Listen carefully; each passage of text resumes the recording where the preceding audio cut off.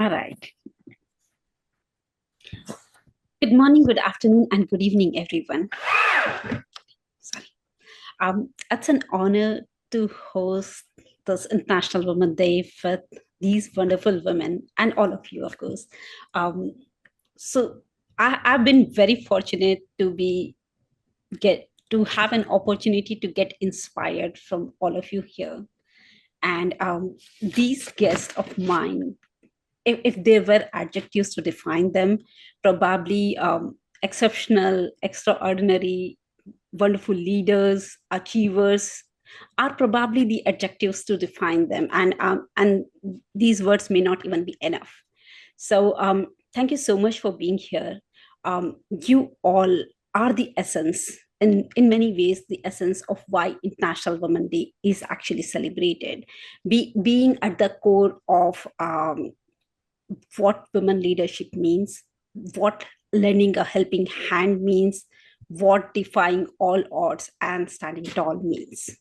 With that, I would like to start with the introduction of my guests, starting from you, Sheila ma'am. So she is one of the very few Indian American mayors that Bay Area has had. She's held various positions, like ex-mayor of Cupertino, councilwoman, administrative director of Santa Clara County, and many more positions. No matter which position she took, her motive or her motto has always been giving back to community, making place a better place, not just for today, but for the people and the generations to come tomorrow. Thank you. Moving ahead to Rochana, who I've always said I'm a huge fan. If there was a synonym to learning and enablement, that's probably Rochana. She is probably the best the industry has, and she's done this time and again at the organizations like VMware, AWS, Google Cloud, and now at Databricks. She is the success story behind the turnarounds of all these organizations. Um, she stands tall against all odds, against the organizations and the positions that have been male dominated, and she is the one who personifies women leadership out here. Next, moving to Satya. Satya is multi-talented woman who is entrepreneur, a healing expert, writer, artist, influencer with thousands of followers out there, someone who has her deepest passion in empowering women, um, helping them reclaim their power, their voice, someone who has been a global traveler and brings a multi-dimensional approach to what women leadership is all about. Thank you, Satya. And now the final guest for today, Dipti. Dipti is someone who I have privilege of getting inspired every single day. At the age of 30, where a lot of us were probably still figuring out, she quit her high-paying job to start something she truly believed in.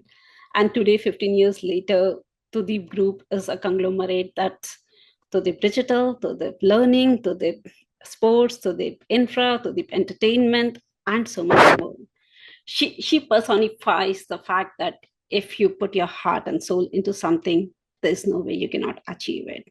Hard work and determination is what is equivalent to her. Thank you so much.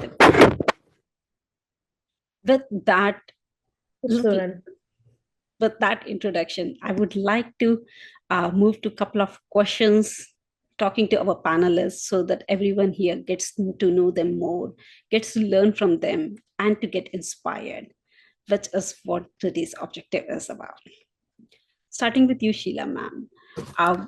Was there any moment in your career or something you could share with us that defined the woman that you are today? Please tell us a little bit about that.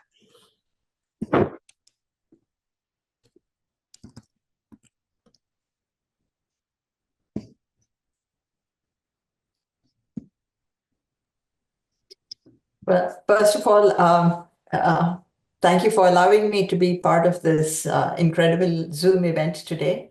Thanks primarily to Sonal. You're the one who sort of pushed, never gave up, managed to find a time and a date and a setup. So thank you for making this happen. And Dipti and Rochana and Satya, I read about you since you were copied on all the emails, and I am just so proud to be associated with such a talented group of women. So all in all, I am in California. It's early morning, 9:30, not early, 9:30. So it's a fantastic way to start my day. So thank you to all of you for making that happen.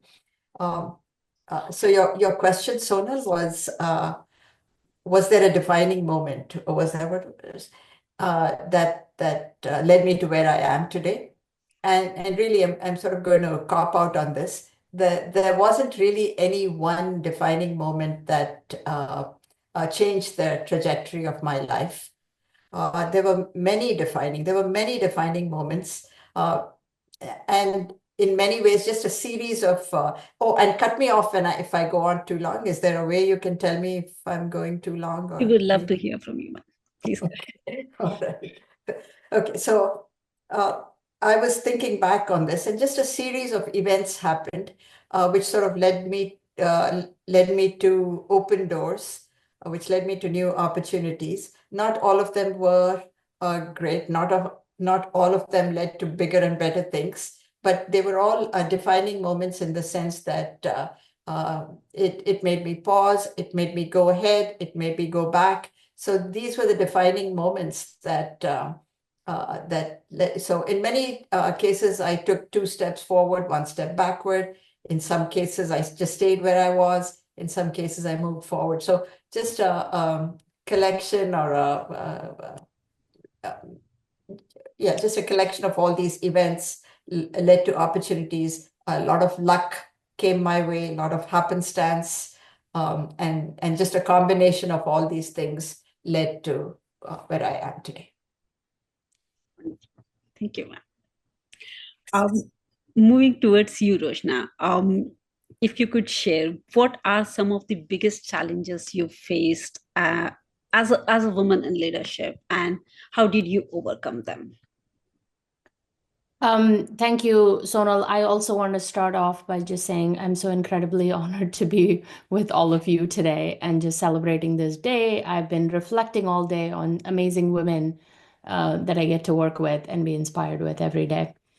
In terms of challenges, I mean, you started off, Sonal, saying that I do work in a very male-dominated tech industry of Silicon Valley. And with every one of these jobs, one of the most common things, I don't even want to call them challenges anymore because it's just become part of who I am. It's like, you know, when you wear your glasses every day, after a while, you think they are your eyes and you just forget what's happening with that. So I feel like the same thing is happening to me, that I don't think of those as challenges. But reflecting on what it is, I do think that the unconscious bias from folks for women in general continues, and you cannot blame them for it in any way. You just have to figure out how to like stand up and just move on from that. And it didn't matter where I was in my career, whether I was, you know, early on, and sort of a technical trainer early days in my life, and people would assume I was the non-technical program manager or the non-technical, like, why do you need those scripts to run anything? With the kinds of questions people would ask. But now, moving on, like, it doesn't matter what position you are in, at what senior level you're in it at. But just last 2 weeks ago, I was at an event picking up a piece of swag after being in line, and they assumed I was picking it up for my boss, whose admin I was. So it's just like, it's ridiculous how this continues to happen. And And you just have to, if you didn't laugh, you'd cry. So you just have to laugh at it. You have to find something super smart to say in the moment and just move on and just be like, he wish I was his secretary. I'm sorry, I'm not, you know? And this is what I do for a living. And then the last bit I would say is again, in the same theme of unconscious bias, people assume that because you're a woman, you are stereotyped to be emotional and, caring and nurturing, all of the things that we are. But it's really hard to balance approachability with authority. Because when you are a leader, you have to be authoritative. You have to sometimes make tough decisions that people don't like. But that doesn't mean you're not approachable. That doesn't mean you're not sensitive or caring or all of those gender stereotyping things that we get to deal with. So as over the years, as I've grown and managed larger teams or dealt with complex situations, it's one of those things that I struggle with. Like, how do you continue to be approachable, but you still be authoritative? I don't think my male counterparts think about that as much as I do. Absolutely. Very well said. Thank you, Rochana. Moving ahead to you, Satya, on a very similar lines. How do you think, or what role do men play in advancing the gender equality in this space? Because you as well deal with a whole lot of men around, and how do you think they could help? Or another aspect to the women empowerment as the male counterparts, how do you think they help in advancing the gender equality? So first of all, I want to start by giving thanks to all of you for having me here and being, like in this group of amazing women. So I really appreciate that. Thank you so much. And I'm celebrating all of you. And I was really contemplating on this question, and it is a very loaded question. And I think we can all really look at so many different dimensions of this question. And I actually sat down and I'm like, okay, the space of workplace, like we can speak into the workplace and how we can speak into what man could do to support the gender equality, or we can look into entire humanity in what's happening, especially we are all born into the patriarchal soup, and we are all part of the programming and the dysfunction. So there's things that we can do in the workplace, which I think that's what we want to talk about here. But I want to touch both. I think it all comes down to, in my work and how I see the world, it comes down to know thyself and really do your inner work. And I do believe understanding the qualities of the feminine and the masculine within us, the qualities, it will support us to have the equality that we are looking for. But also I when I'm contemplating, are we by gender, are we equal, really understanding the qualities of what we are carrying, and we're not supposed to be equal. On the soul level we're equal, but as genders we carry so many different beautiful qualities that complement one another, and they're supposed to be supporting to one another. So I think it really comes down to really clearing the toxicity of the patriarchal structures within us, men and women, and really, understanding and opening our hearts, what it really means, like empathy, emotional intelligence is really important, especially man, really, growing up, being supported to not feel their emotions. So their work is to really understand their heart, their emotions, so that they can understand how we are operating in this world. So I think that is one, really learning to understand what the cultural narratives are and changing those and supporting us. I think it's not only man doing something. It is like, how do we collaborate? And Rochana was like beautifully saying it. I think, like we are positioned to do it in a way that we are not fighting anymore, but also, like, when I say fight, we also get to actually clear the fight inside of us, so that we are not attracting the counterpart who is going to bring the energies that we're supposed to stand for something, like we can just learn to dance. And I think that's the entire human journey that we're on. So yeah, but really inviting our brothers, our men, to do their inner work and really get in touch with their heart and their emotions. I think that is one. And from that space, I think we can start seeing what is happening and what we have been programmed to do. Yeah. Thank you so much. Beautiful. Thank you. Yeah. Moving ahead to you, Dipti, I would like to know from you, who was your mentor or role model, someone who helped you, who shaped your journey, or maybe if you could share about some of the piece of advice that you received growing up that sort of defined where you are or what you are today. Yep. So first of all, thank you, Sonal, for coordinating and arranging this, and thanks to everyone sparing your time. I know all of you are super busy and like are taking this time to come here on this forum and talk, right? So thank you. I'm really glad. I really want to show my gratitude towards all of you.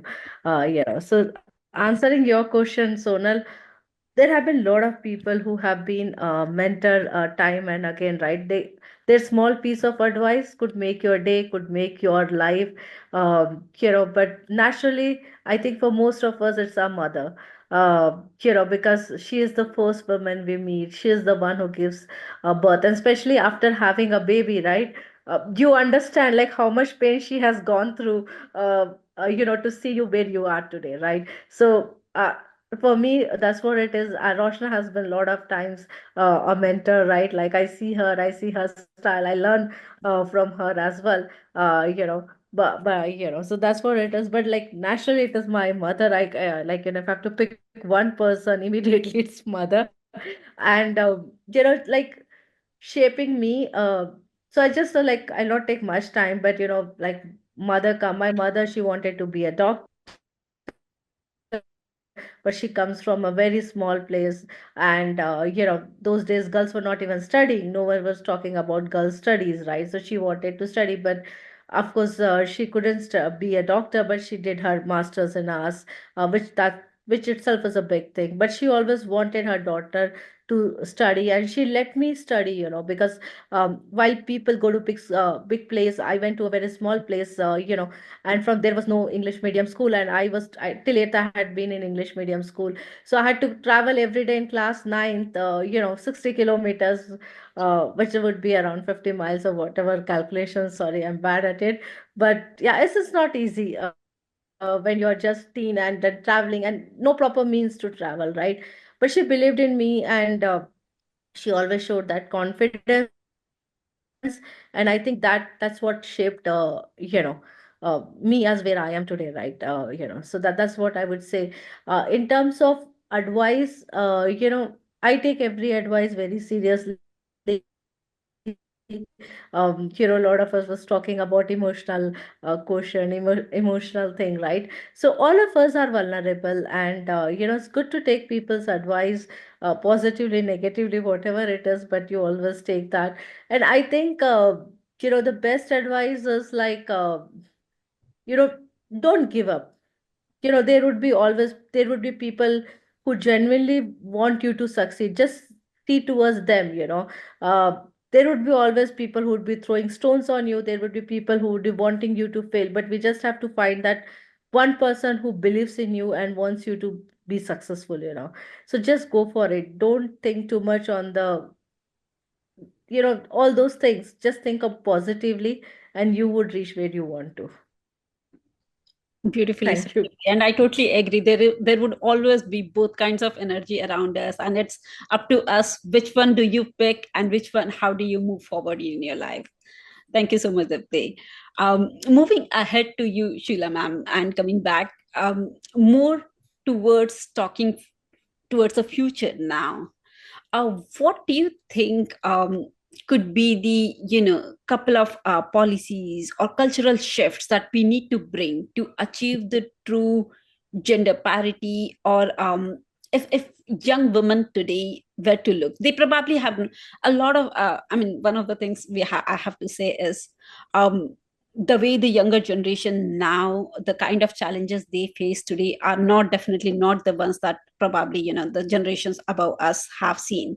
There was a time wherein women voting was such a big thing, because, and now it's not even a thing, because it's something that's established. It says yes, it's equal right for all of us. So what, according to you, would be the one thing, or what piece of advice would you like to give to young women out there? What is it that they should be doing? What is it that they should, if you want to share something for them? Yeah, thanks for that question, Sonal. It's quite thought-provoking to even sort of just listening to your questions makes one's mind go in so many different directions, and you pick up so many different aspects of gender parity. So I just wanted to preface my answer by saying I work in government. For most of my life, I have worked in government in Santa Clara County, and then I moved to a city. I was mayor of Cupertino till this past December. I am now one of 5 people on the city council of Cupertino. In many ways, and it may even shock or startle people to know, the gender disparity has never been a huge problem in government. In many ways, government has sort of taken the lead to make sure that the gender inequality did not rise to the level that it has in maybe, say, the tech industry, where so many of the career fields are sort of dominated by men. That has never been a huge problem in government. And if you read, if you look around, there are many, since let's say the last 5 or 6 years, many cities where the entire council is women. I'm not able to tell you if that's true as of this year, but women dominated. In the city of Cupertino, for example, in the 5-member council, we are 3 women and 2 men. And so that has never been a sort of a primary concern. But we can't just sort of say, okay, we're good here. We are 3 women, 2 men, and so there is no problem. That's not true. The thing about government is that you are constantly coming face to face with so many different problems and concerns affecting everyone in the city: men, women, young people, seniors, disabled people, pedestrians, people who drive cars, people who walk, people whose fences are down, people who suddenly wake up in the morning and see there's a pothole in front of their house. So just a variety of concerns that we deal with. Some are gender related, many are not. And coming back to, I feel why government sort of took the lead in some of this is because, topics like equal pay, for example, or finding access or giving women access to leadership positions, encouraging girls and women to go into sort of underrepresented career fields, maternity leave, parental leave. These were all in some ways spearheaded by government. And for example, the equal pay issue doesn't really, if I and a man are doing the same job and we have the same job title, it's unheard of that we would be paid differently. So those are, government doesn't always have a good image, but these are some areas where some of those disparities don't exist to the level that they do in some other fields. Um, and your other question was, what advice can we give the younger generation? And and in many ways, the younger generation or any generation sort of forges its own path. What works for me won't necessarily work for you, Sonal, or for anyone else. We all have to sort of chart our own course. But one primary thing, and that I think has been true of generations, is just be authentic. Don't try and be something that someone expects you to be. Just be yourself, be authentic, figure out what it is that that excites you, and just go ahead. So, many of us, I think, grew up in India where there was just so many expectations. Women are supposed to do this and men are supposed to do that. The men, poor guys, have a harder time in some ways. They, at least in India, you had to be an engineer or you had to be a doctor. If you were anything else, you were somehow, not at the highest point of parental expectations. So women had the same thing. Women went into arts, and so when I hear people like Rochana and Dipti and talk about and Satya talk about being in these underrepresented careers, it just gives me great hope that some of these major hurdles that maybe the older generations faced are not as prevalent or not as um, high visibility as they were before. So I have great hope, but really my advice is just be yourself and don't be afraid. Such beautiful advice. Thank you so much, ma'am. Rochana, my next question probably is for you, wherein I would like to understand, how do you manage your professional and personal life? How do you find that right work-life balance that a lot of women, a lot of us struggle with? Please, if you could share something. That's a great question. And I think I'd say I surround myself with amazing people, including all of you. So number one thing is ask for help. You're not going to be able to do it alone is probably something that I just knew. I grew up in a very large family. So like relying on each other comes very naturally to me. It is not something I try to do it by myself. So my team members at home, I have an amazing husband, my mother-in-law, my father-in-law, my mom, my dad, literally everyone, right? Like I'm okay to depend on them just as much as they are on me. And I have the same exact MO when I'm working in the office.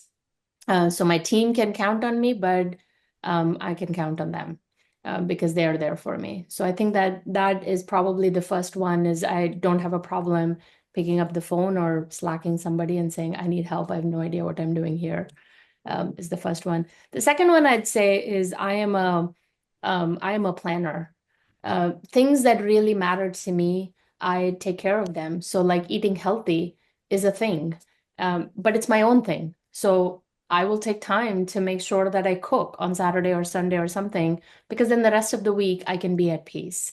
And if I didn't take that time, then the whole week I would not be able to give my very best at work. So I just think about the things that will get me off my track and focus and tackle that first, and then it allows me to be great. The last thing I'd say is things will always go wrong. Something or the other will go wrong, and you don't have control over that. So inner resilience. Just tell yourself, I think Dipti, you said that, Sheila ma'am, you said that too. It's just do the things that, like that you feel good about, you're passionate about, stay positive. Things work themselves out. the universe is there to like fix it for me, is how I think about it every day. And it does work out. So those would be my three on how I balance it all. Lovely. And I'm not honestly sure I balance it all. I try every day. Well, I'm sure you do. I'm very confident. But on the very, very similar topic, Satya, moving towards you. And this is one of the areas that you have been such a great advocate about. What are I think one of the things about this generation or the generations coming forward is the usage of social media. What kind of impact does social media bring to us? Because it could bring in a lot of positivity, like how you share positive thoughts to all your influences and all the people that follow you. But we all know that this could as well bring a lot of negative energy towards us. How do you deal with them, and what is your mantra to stay on the top with it, stay positive with it, if you want to share that? Thank you, Sonal. This is also a very loaded question, but I'm going to keep it short. When it comes to, I mean, my personal mantra is like, is it really necessary for me to share this? And is it really benefit to others? And is it coming from my heart? So as long as I'm actually coming from my heart, that I go for it. But when it comes to social media being affecting all of us and the younger generations, I think, like like you guys are in the tech industry and you're very aware of like what's happening in like where we're headed. I think it all comes down to how we are using it and who we are following, and really becoming aware of how what we are consuming is actually affecting us, and also teaching this to the younger generations, because like it is affecting our entire physiology as like a little dopamine machine, and we are like as humans we're addicted to those like chemical cocktails that our brain that creates. So I think really balancing, screen time for our children and for ourselves, really, like we're all in the soup together, and really learning to balance and going out to nature and staying connected to the heart. And also like, what are we consuming? Is this really supporting us? And like what we're trying to achieve in life? And if not, like unfollowing is the best advice I would give. And also like not really participating in those conversations. Yeah, that's what I would really say for the social media realm shortly. Beautiful thoughts. Thank you so much, Satya. Yeah, thank you. Dipti, on the very similar lines, what is, probably there are so many women who would young aspiring women, or who probably are the future leaders for tomorrow. If you could give them some advice, if there is something, the words of wisdom that you want to share with them, what would that be? There are so many biased, whether it is said, unsaid, knowingly, unknowingly, right? It's going to take a generations to change. At least our generation would not see that. I'm like 100% sure. But I'm sure the next generation would definitely see that changes, right? And it is not about how we grow our girls. It is how we grow our boys. It is mostly on them, because you it's a society which has to be in equilibrium, right? So it is how we grow our boys, how we grow our team. How do we tell them, that you have to stop these biases? Like, just giving some examples, right? Like, long time ago, I used to go in campus when we started 2010, right? And a lot of people in campus used to think that I'm an HR, because girls are stereotyped being an HR, right? So they used to always think that I'm an HR. So these are like small little things, but they always exist, right? I'm sure that exists. So that is why I think, as a piece of advice, what I would tell, um, is like, as a simple one, which I would kind of tell to, like, everyone, is like, lead with purpose and resilience. The world needs leaders who can innovate, uplift, and break barriers. We have to stay bold and never let self-doubt, stop us. that's the key. I always feel that self, like there are so many times we have our self doubt about our own capabilities, about our like, oh, are we actually doing good? Are we actually worth it? Or small little things, right? But we feel, but that should not let us down. We should just stay strong and go for it. So that's what I would say. Amazing, amazing. Thank you, Dipti. I think that those are some great words. Now, I think I would like to hear from our audience. If anyone has any questions for our panelists, please go ahead and raise your question, and we can moderate that.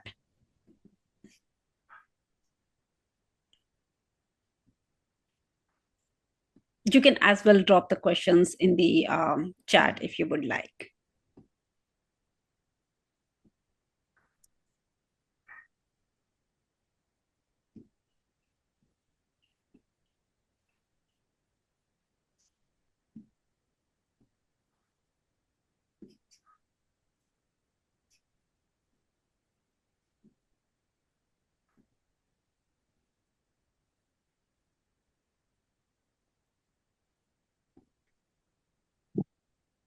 Okay. Well, with that, I think we would like to wrap today's discussion. Thank you so much to all the panelists. Thank you for your time. Yes. Sorry to interrupt you. I think Alejandra has Go ahead, mentioned her Ale. question. Yes. Oh, yes, I put my question on the chat, but I was wondering which one is your favorite book or some book that you will recommend us.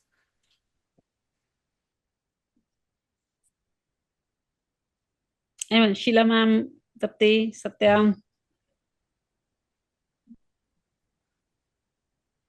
Alejandra, I would say we have to write our own book. Yes, I love That's- that. Sounds great. Awesome. Anyone else has any question? Anything? If someone wants to share any particular thought or something that they are taking back, or something that inspired them today, I would love to hear that as well. Okay, Sonal, I'll go on this one. So Yes, just today, I was talking to my daughter, and this morning on the phone, and she is big, as am I, a fan of Taylor Swift. So I wanted to just read out a quote from one of her lyrics. I mean, she sings beautiful songs. If you haven't heard it, it really is quite amazing. So this one was really good. She says, "Never be so polite, you forget your power. Never wield such power, you forget to be polite." wow, that's very powerful line. So Yeah, that's my thought for the day. lovely.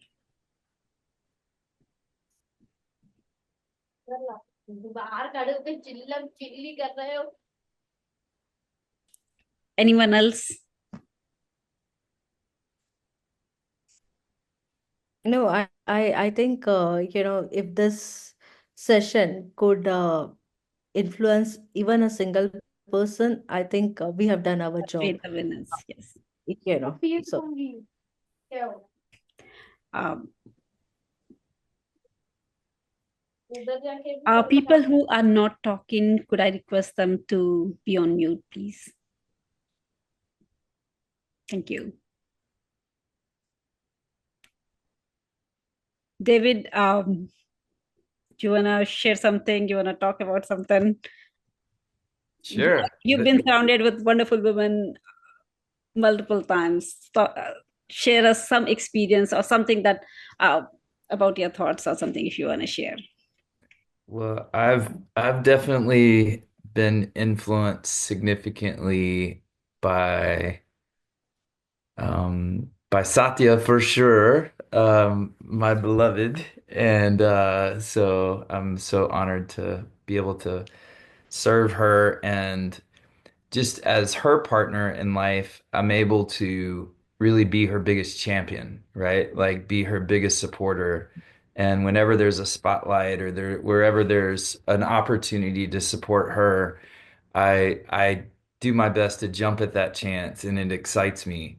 And so her, and then uh, and my gratitude, Dipti has influenced me more than she can possibly understand. She and Tashar have been so influential for me and our team and supported us along the way in our entrepreneurial journeys and our crazy ideas we come up with. And they support us along the way, and you have as well, Sanal. You know, so it's amazing how we just keep collaborating and working together and supporting each other. And it really is an opportunity for us as men. I try to embody that. I try to really be an example for other men to say, there is an opera that like if whenever there is an opportunity to allow our sisters to speak and to share their voice, listen, not just because it's an opportunity to break down the patriarchal, system that has held women down in positions of power or positions of in the workplace for so long, but because there's so much wisdom that if men just still their minds and their mouths long enough to really listen, the wisdom that comes from a woman who can be and understand.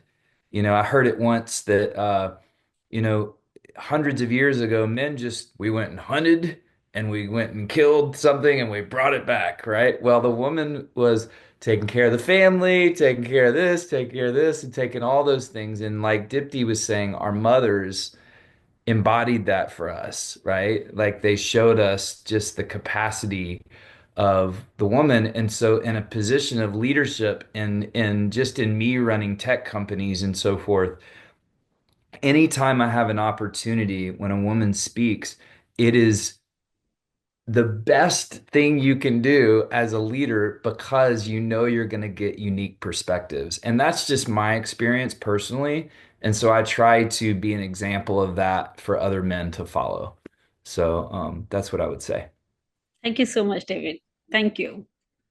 And I think with that, with those words of wisdom, I'll probably bring this conversation to the wrap. Once again, thank you so much to all the panelists, Sheila ma'am, Rochana, Satya, and Dipti for being here, giving us and sharing your thoughts, your words of wisdom with us. I think I individually take away the message that empowerment begins from each one of us. It could be in the form of mentorship, it could be in the form of advocacy, it could be simply uplifting the other human being, but it could take any form, but just being kind, being there for each other whenever there's a need is what the true empowerment is. Thank you again to all the listeners, everyone who joined us. A huge thank you.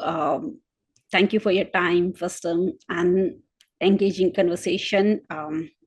Congratulations to every single woman on this International Women's Day 2025. Be there, keep inspiring. Thank you. Bye. Thank you, everyone. Thank you for inspiring us. Thank you. Have a good Thanks. Thank you, everybody. Thank you, everyone. And thank you, Sona. Thank you.